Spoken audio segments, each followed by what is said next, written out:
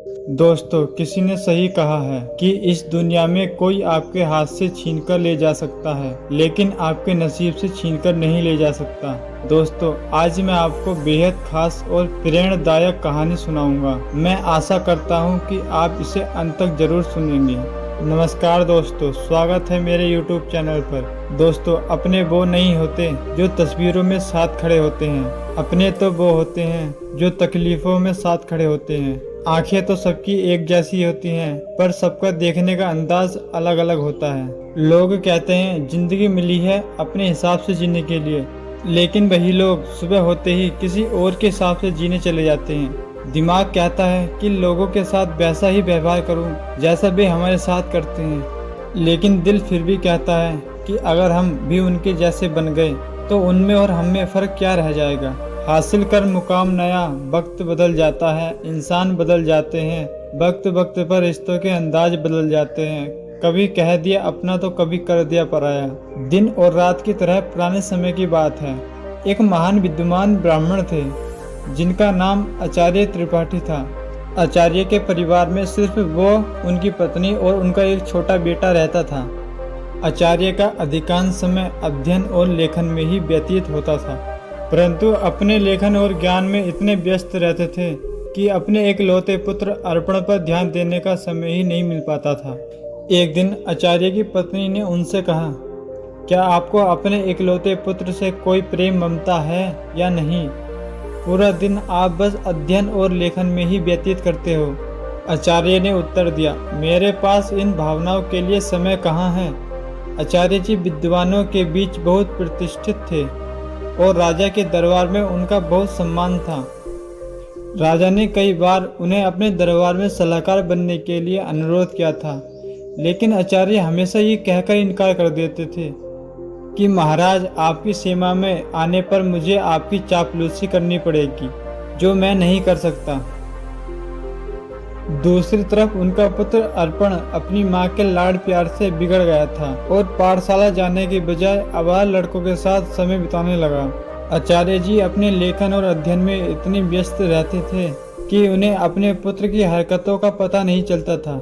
अर्पण ने जुआ खेलना शुरू कर दिया और समय के साथ साथ मदिरा पान में लग गया। उसकी संगत कुछ चोरों के जैसे युवकों के साथ हो गई।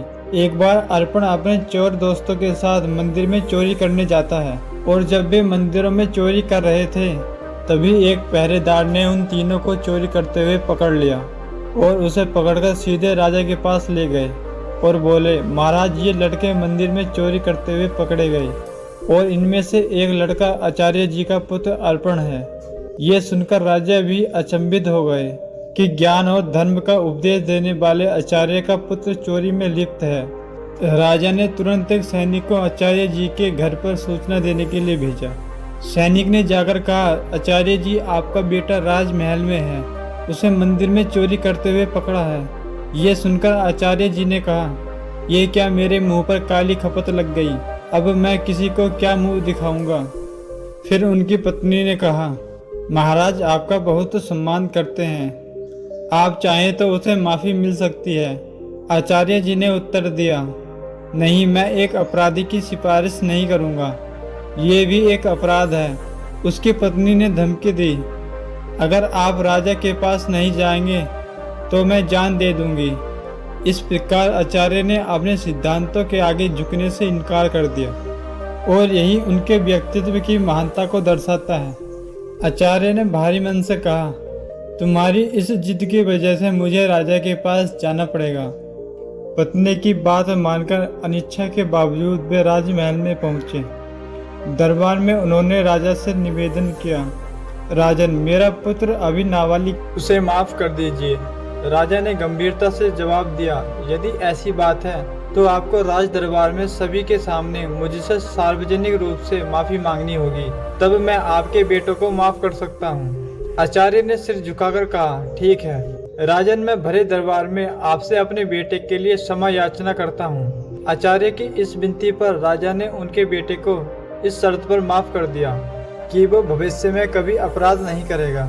परंतु इस घटना के बाद आचार्य जी की प्रतिष्ठा में धक्का लग गया वे जहाँ भी जाते लोग उन्हें कहते कि आचार्य जी का बेटा चोर है। ये बात सुनकर आचार्य जी को बहुत दुख होता था। इस अपमान और बेइज्जती के चलते हुए आचार्य जी अब बीमार होने लगे थे। उनके स्वास्थ्य पर इसका गहरा असर पड़ा। बेटा तो घर आ गया, लेकिन चोरी की उसकी आदत नहीं छूटी। उसने आचार्य की किताबों को बेचना शुरू कर दिया। एक दिन आचार्य जी ने पूछा, मेरी पुस्तकें कहाँ हैं? तो बेटे ने कहा, पिताजी मैंने घर का कूड़ा कचरा साफ कर दिया। आचार्य क्रोधित होकर बोले, अरे निकम्मे, तूने मेरा सर्वनाश कर दिया। बेटा ऊंची आवाज में बोला, आप तो मुझे कोसते रहते हो। मुझे लगा कि ये किताबें किसी काम की नहीं हैं, इसलिए मैंने उसे बेच दिया। समय बीतने के साथ साथ आचार्य की बीमारी और गंभीर हो गई। वे चिंतित थे कि उनके बाद उनकी पत्नी और आवारा बेटे का क्या होगा। वे बीमार थे, फिर भी एक महत्वपूर्ण ग्रंथ की रचना कर रहे थे। वे सोचते थे कि मैं ये ग्रंथ पूरा करके ही मरूंगा। बीमारी के बावजूद वे दिन रात लिखते रहे और एक दिन उनका ये ग्रंथ पूरा हो गया। उन्होंने सोचा, मेरा ग्रंथ तो पूरा हो गया, लगता है मेरे जीवन के भी दिन पूरे हो गए। उस दिन उन्होंने अपने बेटे को अपने पास बुलाया और कहा, बेटा अभी भी समय है, तुम संभल सकते हो, अपने आप को काबिल बना सकते हो। उन्होंने अपना लिखा हुआ ग्रंथ बेटे को देते हुए कहा, तुम्हारी बर्बादी मेरी लापरवाही का नतीजा है। ये अमूल्य ग्रंथ संभाल कर रखो, तुम्हें देने के लिए मेरे पास और कुछ नहीं है। अर्पण ने उस ग्रंथ की पोथी को अपने पास रखा, परंतु वह मन ही मन सोच रहा था, मैं इस पोथी का क्या करूँगा? मुझे पढ़ना लिखना तो आता ही नहीं है। अगर पिताजी कुछ पैसे देते तो बात भी थी। अगले दिन सुबह आचार्य जी का देहांत हो गया। उनकी मृत्यु के बाद उनके परिवार पर मानो दुखों का पहाड़ टूट गया, परंतु अर्पण को इस बात की कोई चिंता नहीं थी। वो तो अपने पिताजी के सामान में धन की तलाश करने लगा। पिताजी ने मेरे लिए एक फूटी कौड़ी भी नहीं छोड़ी। अर्पण निराश होकर बैठ गया। कुछ समय और बीता तो माँ बेटे की हालत इतनी खराब हो गई कि खाने के भी लाले पड़ने लगे। एक दिन माँ ने तंग होकर बेटे से कहा, बेटा कुछ कमा कर लाओ, नहीं तो हम भूखे मर जाएंगे। अर्पण ने उदास मन से जवाब दिया, माँ मुझ जैसे अनपढ़ और बदनाम को कौन काम देगा। यह सुनकर माँ ने सोचा, क्यों ना मैं राजा के पास जाऊं। मेरे पति का राजा बहुत सम्मान करते थे, शायद वे हमारी मदद कर दें। यह सोचकर वे राजद्वार पहुंची और राजा से गुहार लगाई, महाराज हम भूखे मर रहे हैं, हमारी मदद कीजिए। राजा ने खड़े स्वर में कहा, क्या मदद चाहिए? तुम्हारे पति को मैंने बहुत बार सलाहकार बनने के लिए अनुरोध किया था, लेकिन आचार्य हमेशा यह कहकर इनकार कर देते थे कि महाराज आपकी सेवा में आने पर मुझे चापलूसी करनी पड़ेगी, जो मैं नहीं कर सकता। राजा ने कहा, तुम्हारा बेटा अब कमाने लायक है, इसलिए मैं तुम्हारी कोई मदद नहीं कर सकता। निराश होकर माँ घर लौट आई। घर पहुंचकर अर्पण ने माँ को अपने पिता की दी हुई पोथी दिखाते हुए कहा, माँ पिताजी ने यह पोथी मुझे क्यों दी? माँ ने दुखी होकर कहा, बेटा ये तेरे पिता की ज्ञान की आखिरी निशानी है। अर्पण ने उस पोथी को पढ़ने की कोशिश की, पर वो उसके लिए काला अक्षर भैंस बराबर था। कुछ सोचकर वो अपने पड़ोस के रामू काका के पास गया और बोला, रामू काका आप तो पढ़े लिखे हैं, क्या आप मुझे इस पोथी का मतलब बता सकते हैं? रामू काका ने उस पोथी को खोलकर देखा और बोले, इसमें तो बहुत कठिन श्लोक लिखे हैं, इनका अर्थ तो कोई महापंडित ही बता सकता है। अर्पण निराश होकर वापस लौट आया। अर्पण ने कई जगह काम ढूंढने की कोशिश की, पर अपनी बुरी छवि के कारण किसी ने उसे काम पर नहीं रखा। इसी बीच उसकी माँ भूख और बीमारी से कमजोर हो गई। अपनी माँ की बीमारी और भूख देखकर अर्पण ने खाने के इंतजाम की ठानी और घर से निकल पड़ा। चलते चलते उसकी नज़र एक बगीचे पर पड़ी जिसमें फलों के पेड़ लगे हुए थे। उससे रहा नहीं गया और बगीचे के अंदर चला गया। अर्पण ने जल्दी से कुछ फल तोड़े, लेकिन तभी बगीचे का पहरेदार आ गया। सहयोग से वह बगीचा महाराज का था। एक बार फिर अर्पण को पकड़कर महाराज के सामने पेश किया। पहरेदार ने कहा, महाराज ये आपके बगीचे से फल चुरा रहा था। राजा ने गुस्से में कहा, अरे तुम्हारी अभी तक आंखें नहीं खुली, तुमने फिर से चोरी की। अर्पण गिर गिर कर बोला, महाराज मैं कई दिनों से भूखा हूँ। राजा ने कड़क आवाज में कहा, चुप हो जाओ। अगर तुम आचार्य के पुत्र ना होते तो तुम्हें सूली पर चढ़ा देता। तुम्हारी यही सजा है कि तुरंत मेरा राज्य छोड़ दो। वो बेचारा कुछ कह भी नहीं पाया क्योंकि वो भूख से लाचार था। राज्य से निकालने की सजा पाकर जब बेचारा अर्पण घर लौटा तो उसकी माँ की मृत्यु हो चुकी थी, क्योंकि कई दिनों से उसने कुछ खाना नहीं खाया था और उन्हें चिंता सताती रहती थी कि मेरे जाने के बाद मेरे बेटे का क्या होगा। दुखी मन से उसने अपनी माँ का अंतिम संस्कार किया और राज्य छोड़ने का निश्चय किया। अर्पण ने अपने पिता की दी हुई पोथी को संभालकर एक थैले में रख दिया और राज्य छोड़कर चल दिया। दोस्तों, जिंदगी के एहसास बदल जाते हैं जब कोई हाथ और साथ दोनों ही छोड़ देता है। मुंह पर कड़वा बोलने वाले कभी धोखा नहीं देते।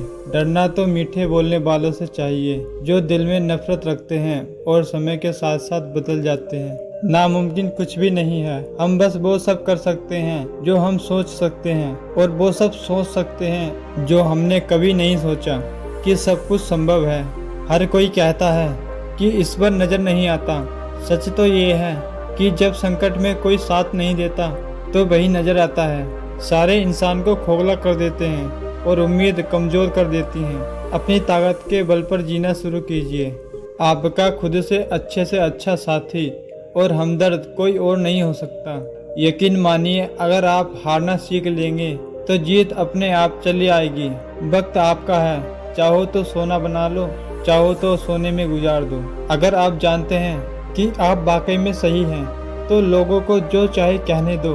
फिर पीठ पीछे बात चले भी तो घबराना मत, क्योंकि बात उन्हीं की होती है जिनमें कोई बात होती है।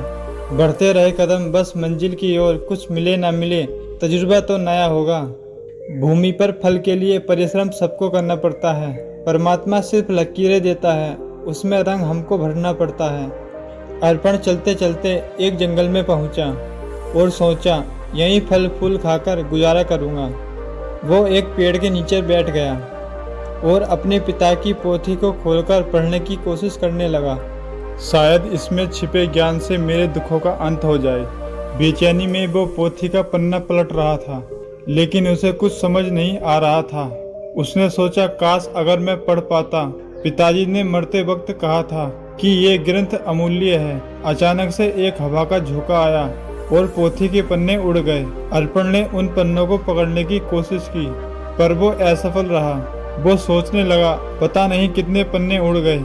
उसने पोथी को वापस बंद कर दिया और आराम करने के लिए पेड़ के नीचे सो गया। उसी जंगल में एक युवराज शिकार खेलने के लिए भटक रहा था। उसने उसे देखा और पढ़ने लगा। किसी ने सुंदर हस्तलिपि में संस्कृत का श्लोक लिखा है, किंतु मैं संस्कृत नहीं जानता। कुछ सोचकर युवराज ने वो पन्ना अपनी जेब में रख लिया और शिकार की तलाश में आगे बढ़ गया। तभी उसने एक हिरन को देखा और वो उसका पीछा करने लगा। हिरन अपनी जान बचाने के लिए एक प्राचीन मंदिर की तरफ भागा और युवराज ने उस मंदिर में प्रवेश कर लिया। जंगल के बीच में ये एक प्राचीन मंदिर था जहाँ कुछ वनवासी पूजा कर रहे थे। उनका पुजारी कह रहा था, भाइयों, देवी को प्रसन्न करने के लिए हमें एक नौजवान की बलि देनी होगी। तभी युवराज वहां आ गया। तभी उन वनवासियों ने उसे देखा और पुजारी ने कहा, बड़ी संयोग की बात है, युवक भी आ गया, क्यों ना इसी की बलि दे दी जाए। ये सुनकर युवक सोच में पड़ गया। अगर मैंने इन्हें अपना परिचय दे दिया तो ये मुझे बलि पर चढ़ा देंगे, क्योंकि ये शत्रु देश के राजा का है। वनवासियों ने युवराज को रस्सी से बांध दिया।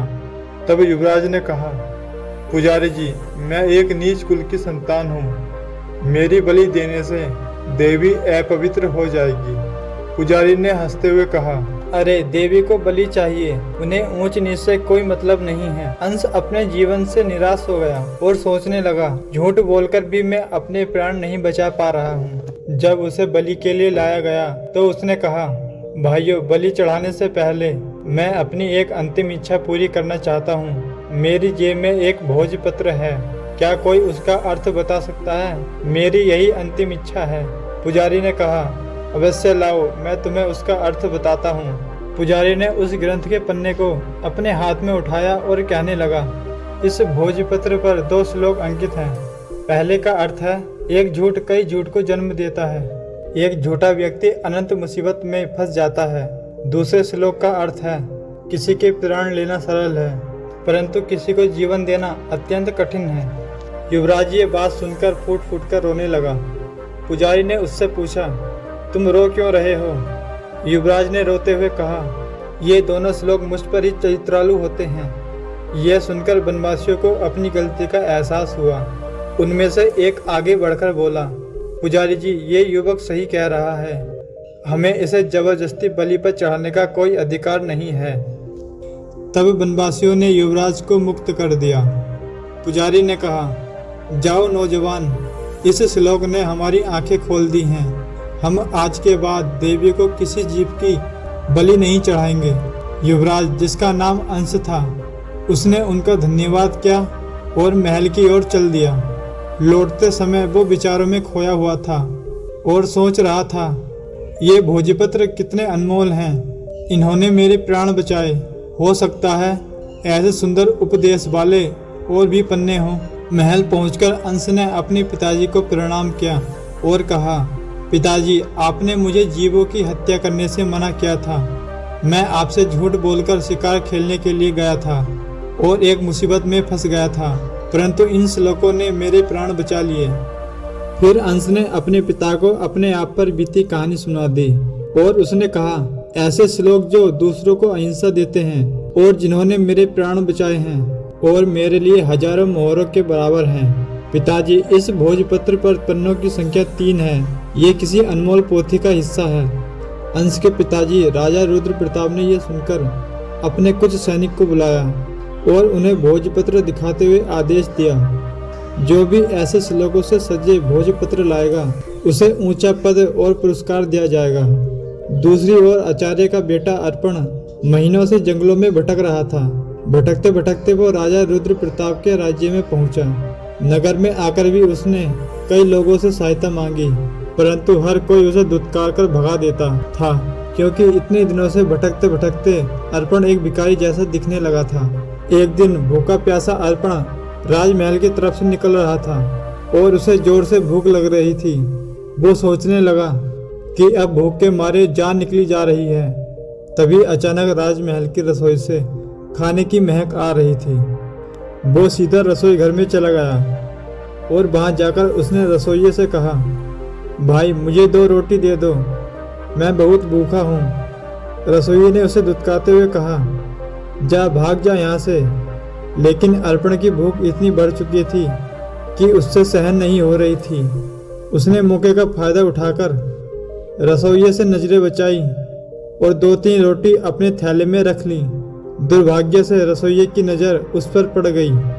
उसने अर्पण का हाथ पकड़ लिया और गुस्से में बोला, अरे रोटी चोर, चल तुझे महाराज के सामने ले चलता हूँ। अर्पण भूख के कारण चल भी नहीं पा रहा था और रसोइया उसे खींचता हुआ महाराज के पास ले गया और बोला, महाराज, ये भिखारी लड़का राजमहल की रसोई में घुस आया और यहाँ से रोटी चुराई हैं जो इसके थैले में हैं। महाराज ने सिपाहियों को आदेश दिया, इस भिखारी के थैले को उल्टा कर दिया जाए। एक सिपाही आगे बढ़ा और अर्पण का थैला छीना और उल्टा कर दिया। थैले के साथ साथ वह ग्रंथ भी निकल गया जो अर्पण के पिता ने लिखा था। उसी समय युवराज भी वहां से गुजर रहे थे, तो ग्रंथ को देखते ही युवराज की आंखें चमक उठी। उसने तुरंत ग्रंथ को उठा लिया और खुशी से चिल्लाया, अरे ये तो वही अनमोल पोथी है जिसकी हमें महीनों से तलाश थी। फिर युवराज ने अर्पण की ओर देखा और आदर पूर्वक अपने सिपाहियों से कहा, इस धनवान लड़के को सम्मान से बैठाया जाए। फिर उस लड़के को एक सिंहासन पर बिठाया गया। फिर युवराज ने पूछा, भाई, तुम्हारा नाम क्या है? लड़के ने कहा, मेरा नाम अर्पण है। युवराज ने कहा कि इतनी अनमोल संपत्ति होने के बावजूद भी तुम भीख मांग रहे हो। मैं तुम्हें इस पोथी के लिए 5000 स्वर्ण मुद्राएं देने के लिए तैयार हूँ। अर्पण यह सुनकर एकदम असंत हो गया और बोला, क्या कहा 5000 स्वर्ण मुद्राएं कम नहीं है? महाराज, मैं सोच रहा था कि लाखों की संपत्ति रखते हुए भी मैं भूखा मर रहा था। फिर उसने कहा, मित्र, इस पोथी के पन्ने ने सदा मुझे पतन के गड्ढे में गिरने से बचाया है और मेरे प्राणों की रक्षा की है, लेकिन मेरी आंखें बार बार ठोकर खाकर भी नहीं खुली। युवराज ने पोथी खोली और अर्पण को पहले और दूसरे पन्ने का श्लोक सुनाने लगा। उसमें लिखा था कि अविद्या सारे कपटों की जननी है और संकटों में ही अपने और पराये की पहचान होती है। अर्पण ने कहा, सचमुच अविद्या ने ही मुझे दर दर भिखारी बना दिया। अगर मैंने बचपन में ही विद्या ग्रहण की होती तो आज मैं भी अपने पिता की तरह एक विद्वान होता।